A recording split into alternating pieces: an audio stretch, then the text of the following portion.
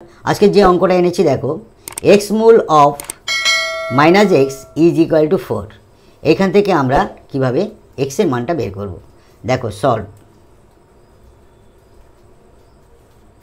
অঙ্কটা হলো এক্স মূল of minus x is equal to 4। অতএব আমরা লিখতে পারি মাইনাস এক্স ব্র্যাকেট এটা ওদিকে গেলে 1/x ইজ ইকুয়াল টু 4। অতএব minus x whole to the power 1/x, এইটার সঙ্গে আমরা -1 গুণ করছি উভয় দিকে, এদিকেও -1 গুণ করছি, এদিকেও -1 গুণ করছি। আন্ডারস্ট্যান্ড? নেক্সট আমরা মাইনাস এক্স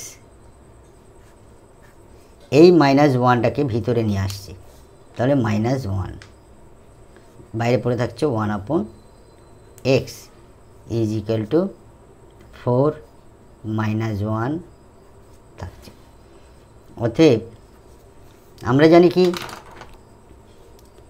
a মাইনাস 1 সমান 1/a, তাহলে এইটা আমরা লিখব -1/x, এইটার সমান আমরা লিখছি -1/x, বাইরে থাকছে whole to the power 1/x is equal to 4 -1 থাকছে। পুনরায় আমরা এটা -1/x whole to the power -1/x বানাবো। তার জন্য আমাদের -1/x এটার সঙ্গে -1 গুণ করছি, আবার 4 -1 ছিল, আবার -1 গুণ করছি, তাহলে কি দাঁড়ালো -1/x whole to the power plus মানে যে -1/x ইজ ইকুয়াল টু 4 মাইনাসে প্লাস 1, মাইনাসে প্লাস 1 হয়ে গেল। অতএব -1/x whole to the power -1/x is equal to 2। তাহলে আমরা লিখতে পারি -1/x সমান 2, -1/x সমান 2।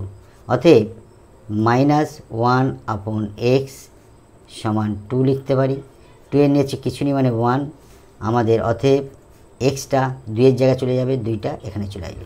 অতএব -1/2টা এখানটা চলে এলো, আর এক্সটা ওখানে চলে গেল এক্স।